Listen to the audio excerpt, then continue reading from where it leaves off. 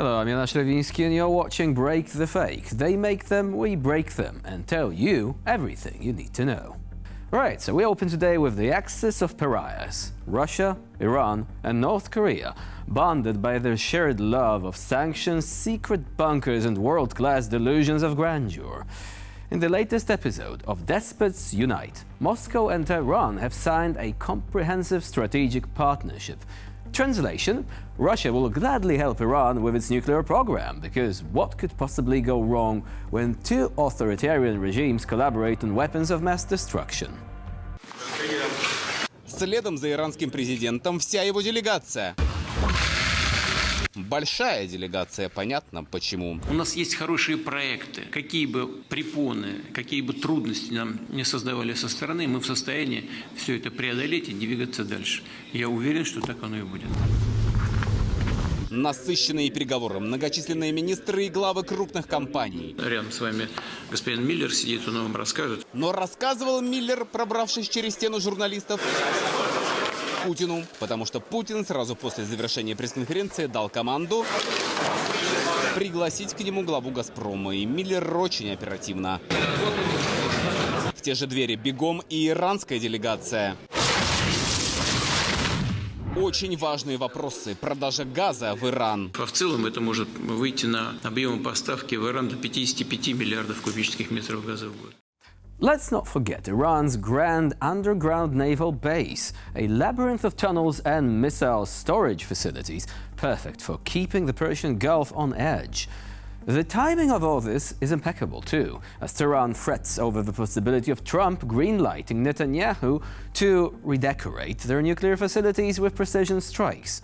Meanwhile, Moscow swoops in, not to de-escalate, but to play the world's most dangerous game of I'll scratch your back if you scratch mine. پرواز بر فراز خلیج فارس. دوربین شماست و اولین خبرنگار شما هست. سردار تنگسیری اینجا رو گفته بود. صدا و سیما داده شد. اجازه پیدا کردیم از یکی از شهرهای شناوری نیروی دریایی سپاه پاسداران انقلاب اسلامی که محل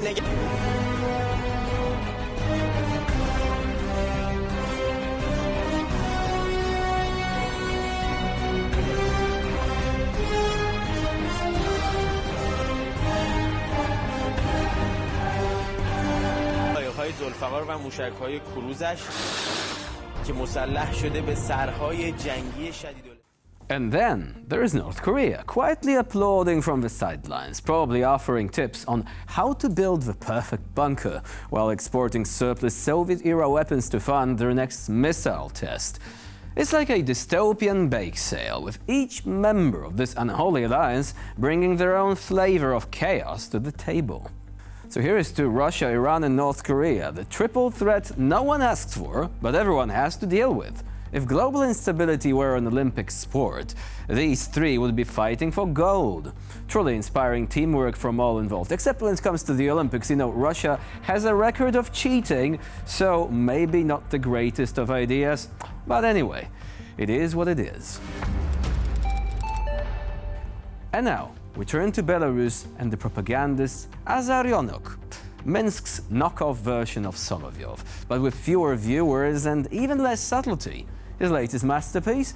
Inviting, wait for it, Leonardo DiCaprio and Johnny Depp to come farm potatoes in Drohechin. Because obviously nothing says career upgrade like trading Hollywood for a Belarusian collective farm. The logic? LA is on fire. Democracy is, and I quote, worthless, and apparently only a life of mutual labor under Lukashenko's tender care can save those poor souls. Выборы все ближе, страна все чище, единство крепче. Благоустройство разгоняется. Президент жестко всех ставит на место. Ложь не есть правда, истина всегда одна. Меня зовут Григорий Озаренок. Это «Тайная пружина политики». Здравствуйте. Там все горит. Лос-Анджелес в огне. Потушить никто не может. Хваленая демократия яйца выеденного не стоит. Импотенты, трусы, погорельцы. Гори, сияй, моя звезда.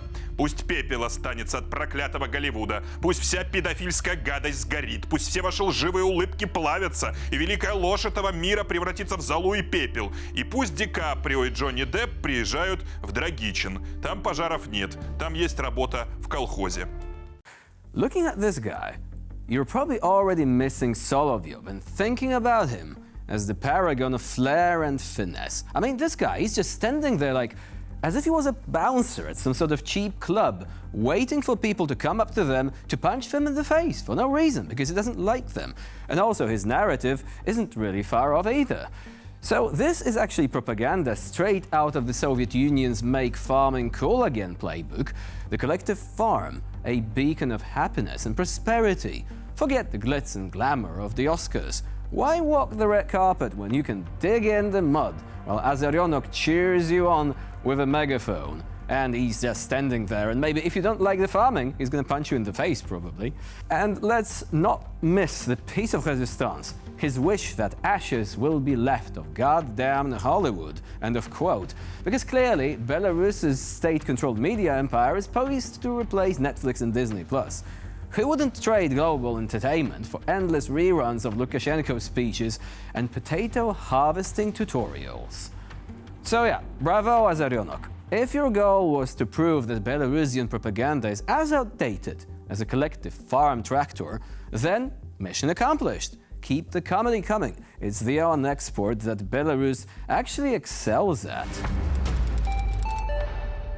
Viktor Orban can finally take a well-deserved break. His protege, Robert Fico, is here to carry the torch of Kremlin's sycophancy. Slovakia's new Putin fanboy has wasted no time proving his loyalty, threatening to veto EU financial aid to Ukraine because apparently Zelensky didn't grovel enough during their gas transit spat. Fico, ever the tough guy, declared something along the lines of, "The buck stops here." Brave words for someone whose policies scream made in Moscow. Čím ďalej, tým viac som presvedčený, že prezident Zelenský nás núti do reciprocity a my do nej pôjdeme. Už som oznámil zoznam možných recipročných opatrení. Najviac sa prikláňam k vetovaniu ďalšej európskej finančnej pomoci Ukrajine, lebo takéto rozhodnutie vyžaduje v Európskej rade jednomyseľnosť. Prezident Zelenský si myslí, že všetci by mali byť jeho sluhovia. V mojom prípade narazila kosa na kameň. Robert Fico je slovenský premiér a nie Ukrajinec. So, Fico's logic is actually simple. Why support a country fighting for its survival when you can curry favor with the man supplying your gas? After all, nothing says independence quite like dancing to Putin's tune while pretending it's all about European values. Meanwhile, the axis of delusion, Russia, Iran and North Korea, must be cheering, with allies like Fico ready to sabotage EU unity. Who needs direct intervention? Let's face it, who needs that? Orban can now sit back, sip his drink of choice and enjoy the show, knowing Slovakia is stepping up as the newest Kremlin court jester. Prime Minister Fico, you've made it clear that for some European leaders, loyalty to Moscow trumps solidarity with its neighbors. Putin must be grinning ear to ear when looking at this rather sad spectacle.